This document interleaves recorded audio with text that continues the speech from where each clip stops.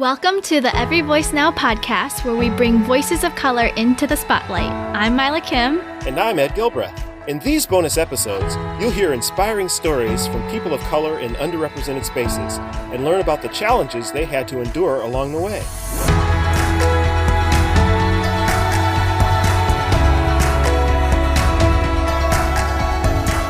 Hello, everyone. This is Helen Lee, producer of the Every Voice Now podcast. And today we have another special bonus episode for you all on a very intriguing topic as we talk with three different authors about what it means to dethrone white American Jesus. You will hear from Jonathan Walton, author of 12 Lies That Hold America Captive, Steve Tamayo, author of the Life Guide Bible Study on Ethnic Identity, and Chandra Crane, author of Mixed Blessing, who you may have heard on our episode number 2 this season. All three are on staff with InterVarsity Christian Fellowship, and all three are a key part of the conference called Dethroning White American Jesus, which is happening very soon. So you'll hear more about that event later on this episode. I am really grateful to these three authors of color for the kind of work they're doing. They are battling against the long-standing effects of white supremacy, white nationalism, and other problems that are entrenched in our systems and structures here in the U.S. And this is not easy work by any means, but all of these three authors have been gracious and yet uncompromising in their honesty and willingness to name the evils that surround us, while at the same time inviting people into this journey from wherever their starting point might be in understanding these issues. So I want to invite you now to listen to these conversations with these three authors, all of who carved out time in the middle of busy schedules and family life, and you'll hear some evidence of that at points here and there. But I am so grateful for their work, their words, and these upcoming events that you'll hear more about. So let's dive in.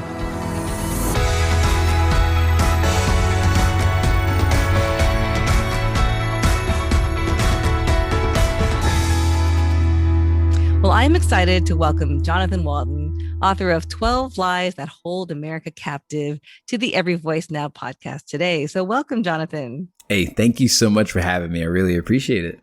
Well, as I mentioned, it's been a little while since your book was published, so you actually have more perspective on this journey than some of our other guests. So give me a sense now. It's been a number of months, over a year. You can give me a sense of what, as you look back, were the highlights and maybe even some of the lowlights of the process. The best highlight for me has been the feedback that I got from people post-insurrection, post-fake, false, big lies about the election. These are literally chapters and verses in the book that I wrote that I said, hey, if we keep going down this road, this would happen. And so I had just a really honest conversation with a friend. He said, Jonathan, I just didn't believe you. I bought the book because I know you, but I didn't believe what you were saying.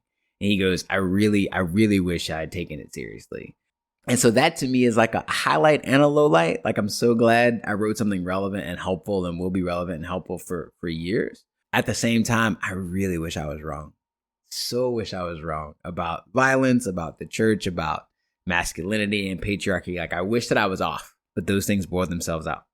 Well, let's talk a little bit about promotion and marketing. Our team would always say things like, man, Jonathan, he knows how to market and promote his work, which is great because sometimes for authors, that can be even harder than writing the book, is having to go out and market and promote it. So tell me a little bit about where those instincts come from. The first book I wrote, I was 17 years old. My mother, I didn't know this at the time, but she mortgaged our house for me to be able to publish my first book of poetry. Oh my gosh. And so, so like the average income in my town is about $13,000 a year. I remember signing a contract. It was $15,995 to print the first 1,000 books. At the end of the day, I knew that I had to sell those books. And so I sold them in Rotary clubs and Ruritan clubs and Lions clubs and schools and libraries. And my town was 350 people. You know, the county is 12,000 people. These are not readers, right? But the reality is we have to believe that the words that we're writing are gifts to the people we're giving them to. And so that's where that comes from. So we actually sold, I think, 2,500 copies of that book.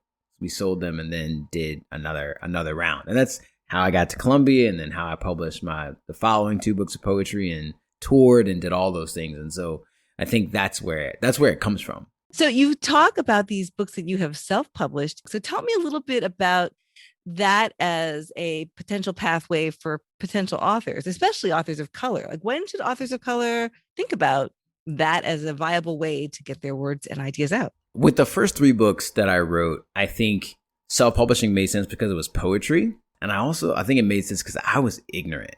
I had never been north of Richmond until I was 18 years old. This was a world that was totally new to me. Like, I would watch Def Poetry Jam on HBO like over and over again, like on my uncle's television because he could afford cable, right? So that's the world that I was in. Once I came out, I remember walking down Publishers Row, like on Fifth Avenue, and being like, could my books be there one day? And that's where I think we have to understand who we are and what we're trying to do. I was not, and still am not, writing to sell millions of books. I would love to do that. That'd be great. Fame and popularity. If your goal is to be famous and write popular things, we won't write you that's prophetic. You just won't do it. But if your goal is to actually speak truth, then you will write what needs to be written, and come what may. That is good. I mean, no, or I should say very few writers go into this line of work to make $1 gazillion. I mean, it's just not the reality of it. And to answer specifically your question, if you believe in what you're writing, then publish the book. There's so many different platforms out there that you can use. And I think it's just understanding that when you write, you're taking a risk, and a publisher is willing to take that risk with you. If you don't have a publisher, take the risk yourself. Be intelligent, steward your resources to do it, but just do it. Well, I want to switch gears and talk a little bit about your work with InterVarsity Christian Fellowship, but tell me a little bit about first what your role is with the ministry, and also the relationship between students these days and reading. So for over a decade, I was the director of something called an urban project in New York City. And we, had, probably 20,000 people come through different programs the last 10 years. It's amazing. Yeah, I stopped counting. That's just on a brochure where I just gathered things together. But I'm grateful for all those experiences. And COVID effectively killed that program. When I came back from sabbatical, I looked at what we were doing and said, what is the most sustainable thing that we can do to still create resources and experiences that help lead people to Jesus, help point the way to the Good Shepherd? And so I joined the multi-ethnic initiatives team and brought the IVED team, InterVarsity's experiential discipleship team, to the national movement to see how we could partner and enhance the work that's already happening with the tools and gifts and strategies that we developed in New York and New Jersey. So I would love to hear a little bit more about some of these things I'm hearing about. I'm hearing about summer book clubs. I'm hearing about conferences. So talk to me about some of these new initiatives that are right around the corner. What Generation Z really needs, the front door is not a book. Like, the front door is social media, and not advertised social media, not native social media. It's like, who do I know and I respect and want to be like? That's who people follow. People do not follow brands. They follow people. And people become brands, but they look like individuals. Institutional mistrust is still present for a good reason. But I think people are looking for people to follow. And my hope would be that we could create spaces where people follow Jesus. I don't need people to follow me as I follow Jesus. I'm not interested in that. Let's just follow Jesus together, And so I think that's what makes me excited about the things that we have coming up, because they are products of collaboration and sharing information. So we're going to do a conference at the end of May called Dethroning White American Jesus: Healing from Christian Nationalism. And what that is going to speak to is, we are not trying to convince people who believe that Christian nationalism is right to come to our conference so we can convince them otherwise. That's not who this conference is for. The conference is for people who have suffered under the race-based, class-based, gender-based hierarchy that exists in our country, and how Jesus can speak to that, which is why it's disconcerting to certain demographics. They don't feel like this conference is for them. Right? Is this an online conference, Jonathan? Or it is going to be a virtual online conference. Yeah. And so it's a virtual conference. Everybody is invited. There'll be debriefing groups and all that stuff. So Brandy Miller, an amazing writer, leader, also staff within InterVarsity. Scott Hall, great writer. I got to publish him in our book last fall. And then Alexa Silva-Tierra, who we also published. Wonderful woman of God. She's going to be opening scripture for us. Barnabas Lynn, who former IV staff, and Lenore 3 Stars, who I haven't heard, but I'm so excited for her to lead us. And Makaiva Kanui, she's going to be leading us, and along with Sylvia on a day of healing. So I'm excited about what that is offering. And it's true, like this is for a niche group of people, but that niche group of people is large. And so after that, the reality is we know we can't conference ourselves out of white supremacy. We can't have like a mountaintop experience and everything is okay, but we have to go deeper. And people are hungry for that. If we look at Generation Z and we look at how our lives function, we want to scroll to the next thing, right? And so the next thing is that book club. And so every week there'll be discussions, groups that are streamed on every platform that there is: YouTube, Facebook, Instagram, Periscope, like Twitch, all the things. And that will be streamed. There'll also be like TikTok videos and Instagram stuff, in Jesus' name, trying to just make it easier for people to grab onto. And I'm hoping that people will read the whole book. I'll be talking specifically about Christian nationalism. Then we'll be diving into Steve Tamayo's book, about ethnic identity. And then the following month, we'll be looking at white supremacy through Chandra Crane's book, Mixed Blessing. But I'll be leading those discussions. We'll have the authors each week. We'll have Instagram stuff each week. We'll have newsletters each week for people who still read email. And we'll be trying to just go hashtag beyond the book, right? Because we can talk to the authors. This stuff is happening right now. We'll be able to engage more faithfully. And then we'll be launching those cohorts in the summer and in the fall. I love the strategy there. That makes so much sense. And it fits with everything you've been saying about giving Gen Z a front door through some mediums that they are more comfortable with, enjoy, and just use all the time. And then the book becomes a 201. Is this conference and then the subsequent book clubs open beyond just University Christian Fellowship, or is it for students?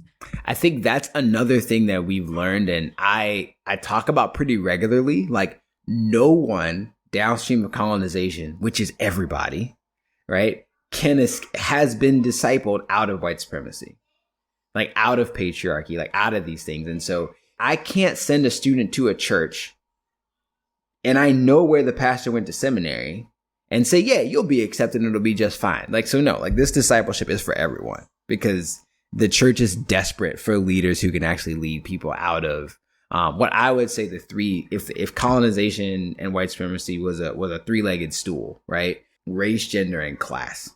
And like we have to disciple people out of idolatry. And I think it starts there. And so I'm excited to offer that to everybody.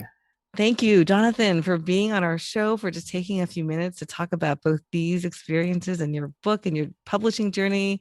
Really, really appreciate it. Yeah, no problem at all. I am grateful to be here and grateful to serve. And if anybody has any questions, they can just go to experientialdiscipleship.com. Nice. Click on events and it's all there. We will make sure we link to all those things in the show notes and help people find you and get your social media handles in our show notes as well. So we'll do all those things. Thank you again, Jonathan. Thank you, ma'am. Well, we need to take a quick break, but when we return, we'll talk with our next guest, Steve Tamayo, author of the Life Guide Bible Study, Ethnic Identity. And we'll talk about his publishing experience, including the topic of what it's like to face critique and criticism as an author. So stay tuned, and thanks for listening to the Every Voice Now podcast. It won't surprise you to know that we think reading is a great way to feed your heart, mind, and soul. And IVP can help. Visit everyvoicenow.com and you'll find new and forthcoming releases from IVP by authors of color. And stay tuned for a special discount on today's featured book.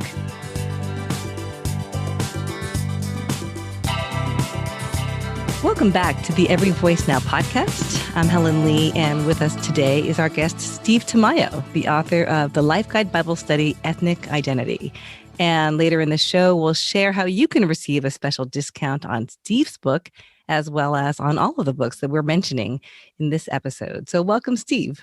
Thanks for having me, Helen. Steve, I'd love for you to start by giving us a little bit of background on your just personal backstory. Where did you grow up? What's your ethnic background? And then just share some highlights of your own ethnic identity journey, if you will. I grew up in Tampa, Florida. My family has bounced around all over the place. My dad and his family are from Cuba. That's their heritage. And my mother, her dad is from Spain, and her mom is white and from South Carolina. And actually, in a pretty extraordinary story in and of herself, moved from South Carolina to Ybor City in Tampa in the 1940s as a white woman, and really remarkable crossing ethnic and cultural lines. Mm. You have a fascinating history and heritage. Tell me a little bit about how that was all played out in your own family as a child growing up. How did those intersections manifest themselves in your own family life? Yeah, so my family is very visibly diverse. So my dad has darker skin, darker hair, more Hispanic, traditionally Hispanic looking features. I'm blonde. I have blue eyes, light skin, and actually I have 3 brothers, and every other one of us, we've got a blonde kid, a brown kid, a blonde kid, and a brown kid. And growing up, I actually grew up in many ways loving my Latino heritage, and at the same time struggling to figure out what it means to be ethnically mixed. Trying to figure out what that means has been incredibly confusing. What helped you get through the confusion? What were the things that led you to places of clarity and self-acceptance of your own ethnic identity? Books are always good. I don't know if that's the right answer, right? That's like the Sunday school. It's like the Sunday school answer is to always say Jesus. Yep. On an IVP podcast, always say books. Absolutely. Books have been incredibly helpful. Having mentors and conversations of various different ethnic backgrounds have been highly impactful. And lastly, and maybe this is a on-ramp to talking about the Bible study, engaging scripture. I had this experience as a college student. I was leading a Bible study on Ephesians and was totally prepared to find the gospel in Ephesians. For it's by grace we've been saved through faith. This not from yourselves, it's the gift of God, not by works, so that no one can boast.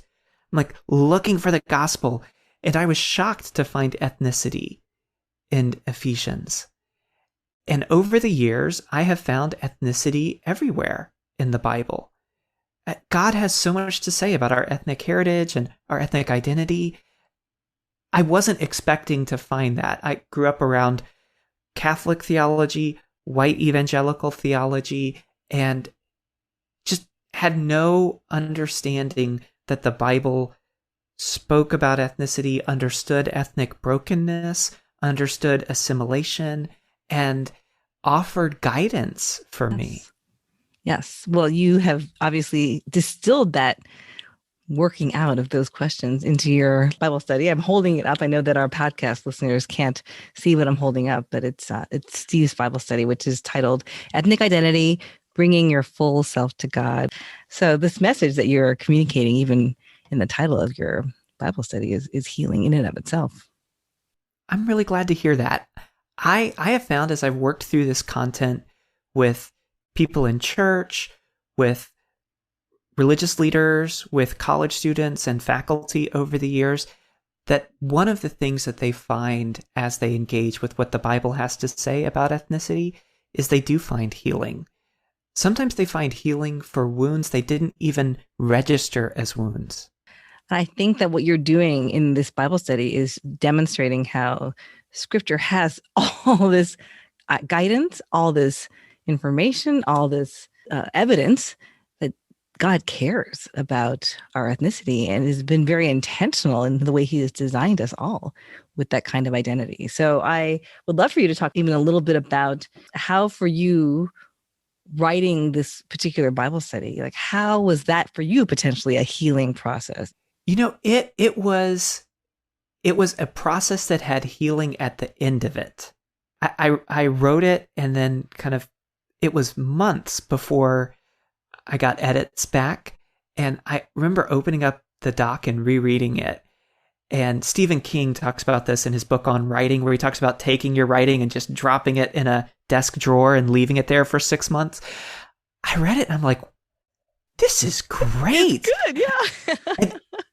my first thought was actually that the editor had already gone through and made changes. That was what I thought. I was so surprised by how engaging the conversation was throughout the questions, and how it managed to be both accessible and pretty deep.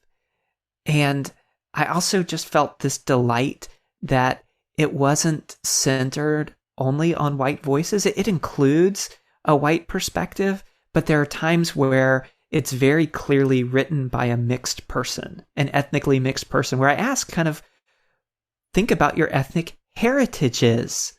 And it's pluralized. No one else may notice that. Actually, Chandra will notice that. No one else may notice that, but it felt like a delight to see something in a voice like mine out there. I feel humbled to know that I have colleagues who could have produced something very similar, and that my writing is unique because it comes from me, not unique because no one else could have addressed the topic. And I do appreciate the way that having a community around me, it takes a little bit of the pressure off. It's not, hey, if I don't write this, no one will. It's I get to write this. And then to hear from so many people as they're engaging with it, yes, I've wanted something like this. Mm-hmm. Mm-hmm. Yeah, your study was absolutely a gift and will continue to be a gift and a blessing for generations, seriously, in terms of the topic it addresses. And I can just imagine generations of students and university staff, using it with students, and it'll have just ramifications for generations to come. I'm guessing you probably also have experienced a little bit of the dark side of writing too. I'm wondering if you could tell us a little bit about that piece of it. Have you experienced critique and criticism, especially given the nature of the topic? Because I think this topic is still a little touchy in the church, where there's a lot of different opinions about it. So give me a sense of what that journey's been like. Well, I'll just tell you a quick story. So one of the things that InterVarsity Press does for IVP authors is they do some social media advertising. And they put up a copy of the Ethnic Identity Bible Study with a quote. It was wonderful. I so appreciated them marketing the book. And then I watched the comments roll in. And there were things that people said in the comments for the ad that, if I read them out loud, you wouldn't be able to publish this episode. There were comments that were dismissive, that were cruel, that were insulting, that were accusatory, questioning my faith and my orthodoxy, and people who made those comments acknowledging that they had not read the book. That they had not even looked at the sample of the Bible study that was online. Judging the book by the cover only, or by the title only. Literally judging the book by its cover. Wow. And I felt this tremendous pain and humiliation and tension. And I ended up having comments in the direct messages of Facebook with many of these people. I had one person who published an article criticizing the Bible study, among other things. And it was actually a college student. And I detected humanity there and sweetness. And we actually hopped on, I reached out to her via Twitter. We had hopped on a Zoom call, and she was gracious. She was kind. She gave me feedback on the sample chapter that she had engaged with. And we had a human moment. We don't agree on everything. And yet I felt so grateful that it wasn't just a critic taking a shot in the dark, but a human being connecting with another human being. I actually sent her a copy of Knowing God by J.I. Packer, a great IVP book that she was interested in reading. And I've found connection in this, which is I think there's this narrative happening that says that conversations about ethnic identity, about race, about culture, that we need to move into our own corners and camps and wag our fingers at people who disagree with us and label them as evil. And I've actually found it to be an opportunity to show love and lean into maybe some of that's my mixed ethnic heritage. I would like to think that some of that is my walk with Jesus, that it creates a new capacity to love people who are different from me, which is at the heart of racial reconciliation. Absolutely. I'm really grateful for you sharing that story. And our time is going super fast. So I know we could spend so much more talking about the nuances of your publishing journey, but I'd love to hear a little bit about what it is you're doing right now for InterVarsity, because I feel like I've heard about it, but I don't know if I know all the details. To explain what it is you do for those who are listening. Yeah, I work for InterVarsity's Creative Labs and Multi-Ethnic Initiative, and I also work for InterVarsity's Latino Fellowship. So one of the things that our Creative Labs team is doing is trying to figure out how do we build relationships with college students before they get to campus or when they're not on campus. We're using things like advertising, content marketing, all kinds of innovative strategies to try to build those relationships, because that's the context in which real discipleship happens. So what we're offering is reading in community. So every month they're going to get an opportunity to dialogue, interact with the author. They're going to get an opportunity to dialogue with each other, to process application steps, and then they're going to get an email letting them know what their next steps are. So if you've read the Ethnic Identity Life Guide Bible Study, what do you do next? And I think that what do you do next is incredibly important. Even if the next step is to read another book, that's okay. What we don't want is for students to have their journey stop. So we're making this available. It's going to be available for free. People can actually get a discount on the books through the IVED Reads program. You're creating here a way to create that sense of community with those students, which I think is wonderful, as well as encouraging them to read great books. Well, we will make sure we get that link in our show notes so people can find out more if they're interested. So thank you so much for all that great information and also for just sharing your story with us, Steve. It was really delightful to have you on the show. Thanks, Helen. Well, we need to take one more break, but when we return, we'll continue our conversation with Chandra Crane, author of Mixed Blessing, and she'll tell us about some other innovative events that are happening in the days ahead that will showcase all of these books and authors you're hearing about today. We'll be right back. The world keeps changing at a dizzying pace. How can you stay current and discover biblical truths to meet today's challenges? Introducing Seminary Now, a new online, on-demand streaming service where you can learn from gifted teachers such as Brenda Salter McNeil. The world, as God intended, is a multicultural, multilingual, multi-ethnic, and multinational place. James Chung. What is the gospel? Is it just about where you go when you die? Esau McCulley. When we look at the injustice in the world, we're going to address the perennial issue of slavery, and we're going to talk about the ways in which the Bible was misused to justify the oppression of Black and brown people. And there are so many more great teachers to learn from. Get a 20% discount off your subscription by using the code EVN2020 at seminarynow.com. That's EVN2020 at seminarynow.com. The world keeps changing. Don't stop learning. You're listening to the Every Voice Now podcast, and I'm Helen Lee. Today, we've been talking with three of our authors of color, all of whom who are also staff workers at InterVarsity Christian Fellowship. And now I'm excited to welcome back to the Every Voice Now podcast, Chandra Crane, author of Mixed Blessing. Nice to have you back, Chandra. Thanks, Helen. It's great to be back. The Enneagram 4 part of me is just tickled to sound so professional. Welcome back. And indeed, you are the only author we've had back for a second time. So you are unique indeed. And that should feel good to your Enneagram 4 soul. Yes. And so, of course, your book released in the middle of the pandemic, which is crazy unusual. Just tell me a little bit about how that journey has gone for you these past number of months. What surprised you? What has been challenging, perhaps? Just anything you want to share about what you have seen and experienced these last few months. It's been a lot. It's been a lot of work. It's been a lot to process. It's been a lot with everything else, of course, going on in life, both personally and then just for the entire world. I think one thing that surprised me was how much virtual actually brought, there's still a loss, right? There's still a loss of not getting to have an in-person book launch party and not getting to travel around.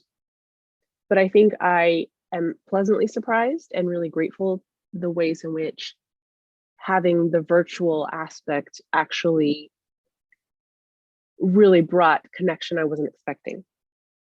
I've also been really excited at how my creative side has come out, with having to adjust and adapt and make the best of it. And in fact, seeing the ways in which things have come about that never could have in a pre-COVID world. I would love to know if there have been any particularly meaningful interactions with readers that have really touched you. One particular brother that I've been able to connect with over Twitter is mixed. So he saw some of my tweets and we started interacting. And when he said, I'm thinking about my mixed heritage, maybe for the first time, that was so powerful. That was so powerful. And recently, having another conversation with someone on Twitter where I got to explain, I thought they were joking when they said, tell me more about this mixed Jesus. And I said, well, I don't know if you're serious or not, but here's what I'll tell you. Getting to explain to them was so powerful. I just was giddy for the rest of the day. I know you mentioned that like several tweets you used to be able to explain this idea of mixed Jesus. For our listeners for whom this might be a new concept, can you just encapsulate the content of what you shared in those tweets? Jesus' intention, the triune God's intention, was always for the kingdom to be multi-ethnic. And it's not even that Jesus was mixed, it's that Jesus was Jewish, and Jewish was always supposed to be mixed. The Jewish kingdom, which is the kingdom, right? The people of God, was always intended to be more than a pure bloodline and lineage. And we see that in Jesus, because it's not even that there are mixed folks included in Jesus' heritage, and they're all upstanding citizens and fantastic. And it's also not that they're all Jewish folks included and some of them were broken. Great. It's both. Jesus has some sketchy lineage, don't we all? So it is these women who have been much maligned, which is an entirely different theological conversation in some ways. It is Ruth, it is Rahab, it is Bathsheba, it is Tamar. They are the ones who have come through many odds, who have made some choices that we might even consider to be scandalous, who have endured, right? And so all of these characters and these women and these ethnicities were always part of God's plan. We see his intent for the nations and his love of different ethnicities and his diverse kingdom reflected in the lineage of Jesus. It's right there in Matthew 1. If we have ears to hear, if we're willing to listen. Right. Well, this conversation actually fits in perfectly with this conference that we've been talking about. So just tell us a little bit more about, from your perspective, why it's important for us to even be thinking about a theme like that and how your book concept and ideas really fit in with that conference theme. I think in this cultural moment, some folks would say that it can be an agree to disagree type thing, or it can be just a negotiable. I think you're going to be doing just as much work on either side. Either we're going to be doing the work to see brown, Middle Eastern, North African, multi-ethnic Jesus where he is already and where he belongs on his throne, or we're going to be doing active work to blindly continue to support our enthroning of a white American Jesus. I don't think there's a simple, oh, well, I'm just going to stay out of this. It doesn't concern me anymore. Like, it's been made very clear, you're either going to do the work for or against the kingdom. And so I want to do the work for the kingdom. I want to be where Jesus is. And so drawing on that theme too of we're either going to work for or against, but there's no neutral ground. I want to be very, very clear in where I stand. I want to do the work to be where Jesus is with the marginalized. That feels like a very strong calling to me. And so that's where things like the conference and the reading club and the book come in. This is the work I will do. This is the work I will continue to do, to say, no, I stand with the marginalized. I reject the alluring call of power and privilege. Instead, I will steward them. And God willing, with the power of the Holy Spirit, I will steward them well. In your work with InterVarsity, you obviously work with both students and faculty, so you're in that university setting and world. Is it different in that context with the younger generation? So serving faculty, certainly, but with the summer reads, we're definitely targeting this next generation of students, these Gen Z students. I think they are hungry to take away all thrones. I think they've seen so much abuse of power that they definitely want white American Jesus off the throne, but they see, believers and non-believers, they see their own hunger to occupy the throne as well. And so they're wary of it. And so I think the good news we can give them is Jesus is still on the throne, which, right, that was lobbied at us after Trump was elected. Don't be so anxious. Jesus is on the throne.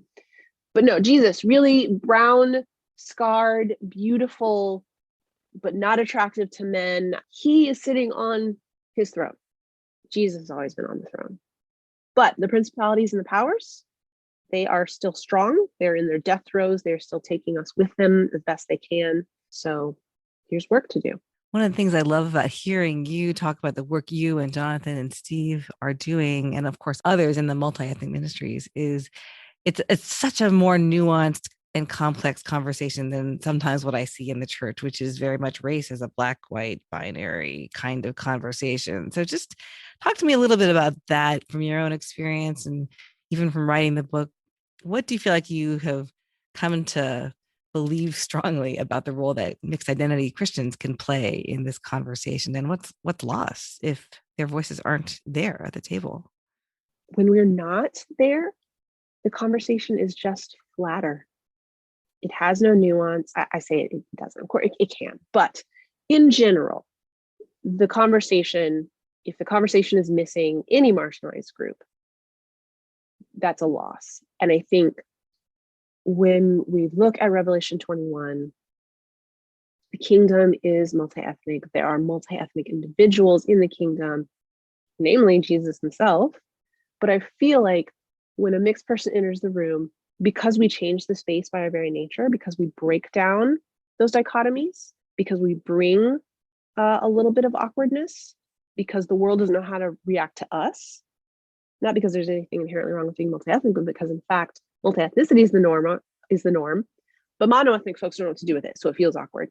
We are a small part of dethroning white American Jesus because there's no nuance in white American Jesus, right? There's no multi-ethnicity in him. There's no kindness or gentleness in him.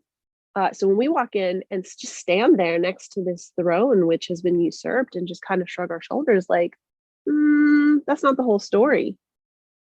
That disrupts spaces. That changes the narrative. That changes the norms. It makes a difference. And I think it empowers other people of other diverse lineage and of other marginalized communities to also speak up. Yeah. Well, I think this is giving us an amazing taste of what the conference will be like. If you are enjoying this conversation, the nuance of it, the richness of it, the complexity of it, I think that is what you'll be able to expect from Dethroning White American Jesus, the conference, as well as the Summer Book Club with all three of your books, which all do an amazing job at disrupting this exact narrative that you're talking about. So I am so grateful to you, Chandra, to your colleagues, Jonathan and Steve, and I'm really looking forward to seeing what emerges from this summer and all the events that you have planned. So thank you so much for all of that. Thank you. This has been great. And now we want to share with all of you that you can find all three of these books we've been talking about today at ivypress.com. And if you use the code EVN40, you can get 40% off all these books and more, and free US shipping. So visit our site at ivypress.com to get that wonderful deal on these great books by Jonathan, Steve, and Chandra. Thanks, everyone, for listening to the Every Voice Now podcast, brought to you by IVP. Our producer is Helen Lee, and our sound engineer is Jonathan Clausen. If you are enjoying our show, we'd be grateful if you'd share about it with your friends. Please review and recommend us on iTunes, Spotify, or wherever you listen to your favorite podcasts. And we love getting your feedback, so get in touch with us with your comments, critiques, or questions. You can find us on Instagram and Twitter at Every Voice Now, or you can email us at evn@ivypress.com. And join us next time for another inspiring episode of Every Voice Now.